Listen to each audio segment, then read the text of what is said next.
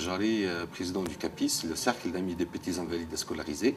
C'est une association française qui est née ici même, dans ce foyer d'émigrés marocains, algériens, africains, où des amis entre eux sont réunis pour créer une association pour aider les enfants malades au Maroc, surtout des enfants handicapés ou à mobilité réduite. Le but de notre association, c'est de collecter du matériel en très bonne marche, des chaises roulantes électriques, des lits médicalisés, des appareils de respiration, pour les offrir aux enfants qui sont isolés dans leur foyer au Maroc, qu'on a appelé même les enfants invisibles, parce que malheureusement, beaucoup d'enfants sont myopathes ou nés avec des malformations, et ils sont restés terrés dans leur maison sans la possibilité de sortir. Nous avons pu collecter du matériel et nous continuons à le collecter auprès des associations françaises comme l'Association des paralysés de France ou des sociétés françaises comme le Proximètre qui nous dotent de matériel médical et paramédical que nous offrons à ces enfants. Nous n'offrons pas des médicaments chimiques, nous offrons plutôt du matériel qui peut aider, surtout dans l'oncologie. C'est une pompe, c'est un produit qui coûte très cher, c'est une pompe qui est utilisée dans la chimiothérapie. C'est une bouteille qui coûte entre 900 et 1000 dirhams. Le parcours de l'association, en premier lieu, j'étais en vacances d'une semaine au Maroc où j'ai vu une fille malheureusement lourdement touchée par un handicap qui l'a privée de 3 de ses membres. Et j'étais choqué de cette image, de voir cet enfant aller à l'école en rampant par terre. Et en rentrant en France, nous avons déployé tous les moyens, ne sachant pas où acheter ce type de matériel, où le trouver. Donc on a tapé à toutes les portes et heureusement, nous sommes tombés sur monsieur Moustapha Belzar, un Algérien d'origine, qui travaille pour le compte de l'Association des paralysés de France, qui nous a trouvé la bonne machine pour cette personne et qu'on lui a offert.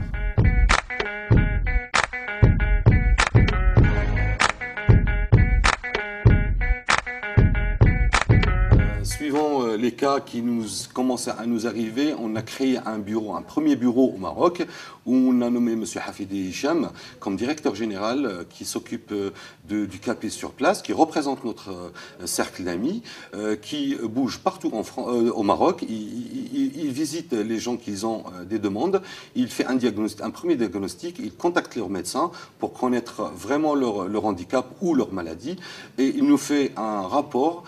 Selon ce rapport, on fait une demande soit à différents hôpitaux, soit à des associations qui nous trouvent ce matériel et qu'on convoie par des transporteurs marocains vers le Maroc. On a des enfants qui sont toujours en attente, comme le petit Moulay Chérif, Moulay Driss plutôt, qui attend toujours sa chaise roulante électrique, qui est toujours en partance pour le Maroc. Sur cette photo, on a plein de notre sporteurs aussi. C'est Hassan Negrouz qui nous aide énormément à transporter vers l'est du Maroc le maximum du matériel. La collecte commence déjà par le téléphone. Soit je reçois des coups de téléphone de nos partenaires principaux qui nous disent voilà, venez chercher telle ou telle machine qui est offerte par telle personne suite à un décès ou à un renouvellement de matériel. D'autres collectes se font directement dans les hôpitaux, comme les lits médicalisés, qui sont d'une valeur marchande très très onéreuse. Nous ne pouvons pas les acheter ici. On les demande aux hôpitaux de l'APF, de l'assistance publique française, qui nous les offre et on les demande et on les envoie au Maroc.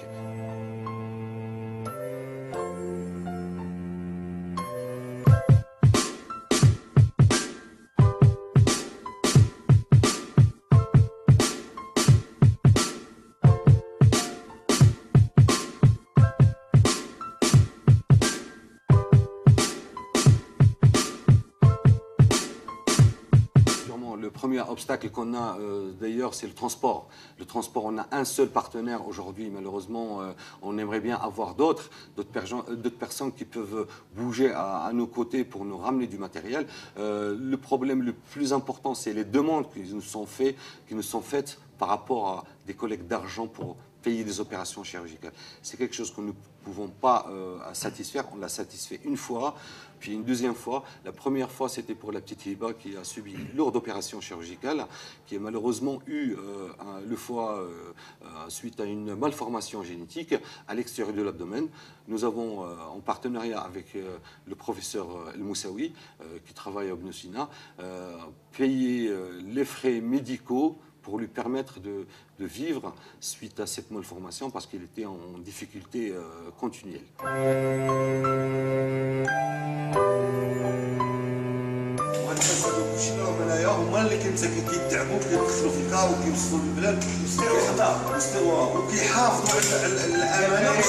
Le futur projet sur lequel nous travaillons, on a sollicité tout le monde, on a sollicité notre ami et celui qui nous soutient aussi, le champion du monde, Adel Belgaïd, qui nous soutient depuis le début de la création de notre cercle d'amis.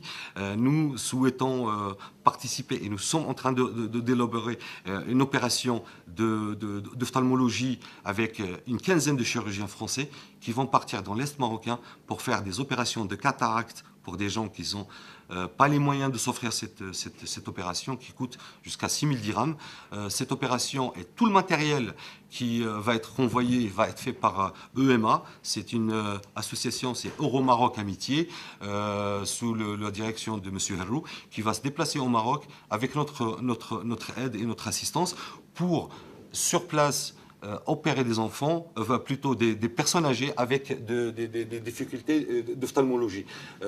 Nous souhaitons la participation des autorités marocaines ou de la RAM, qui soit aussi notre partenaire sur cette opération. Nous avons besoin de 15 billets d'avion pour ces médecins qui vont se déplacer de Paris vers Oujda et retour vers Paris. Donc cette opération se déroulera le mois de décembre, le 7 décembre prochain, et nous souhaitons l'aide des autorités marocaines là-dessus. On a aussi des appareils de respiration, comme le cas de Mohamed, à qui on a offert un appareil respirateur et on a fait aussi des travaux dans son domicile parce qu'il vivait dans un milieu un petit peu insalubre pour sa santé. D'autres cas de rénovation à la campagne, on a rénové quelques maisons à des gens qui sont malades, à qui on a donné la possibilité de vivre dans un lieu salubre.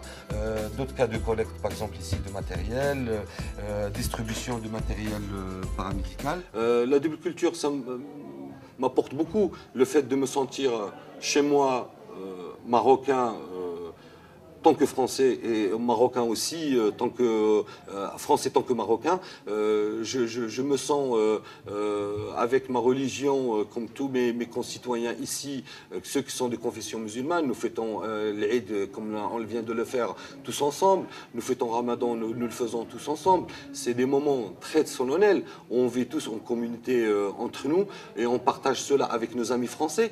On a aussi des amis qui posent des questions, on leur apporte les réponses, vu des fois il y a des questions qui se posent sur notre religion ou nos origines, mais on leur apporte la bonne réponse avec de la sagesse et la bonne explication. Et ces gens, ils sont tous dans notre cercle d'amis et agissent tous à leur façon, à leur manière. On a fait aussi pendant l'hiver une collecte de fonds pour acheter des couvertures pour offrir aux enfants dans les campagnes des couvertures chaudes pour l'hiver. Et nous continuerons cette opération, Inch'Allah, cette année, pour offrir ce moyen d'avoir un peu de chaud à la campagne, là où il n'y a pas de chaleur. J'ai un message à passer à mes amis du cercle des petits invalides du Maroc, à tous ceux qui sont bénévoles pour notre association. Je vous embrasse tous. Je sais que c'est dur des fois. C'est dur. Quelquefois, on vous demande beaucoup d'aller chercher un malade qu'on n'a même pas son nom de famille. Et vous le trouvez et on lui apporte ce qu'il lui faut. Et c'est ça qui est formidable. Je sais qu'il y a beaucoup d'attentes. Vous avez besoin du matériel. On l'a, on souhaite que un jour rapidement les transporteurs se rallient à nous de plus en plus, on vous apportera tout ce qu'il y a et je suis sûr et certain qu'il y aura beaucoup d'heureux et qu'il y aura beaucoup de malades qui auront ce qu'ils attendent de nous.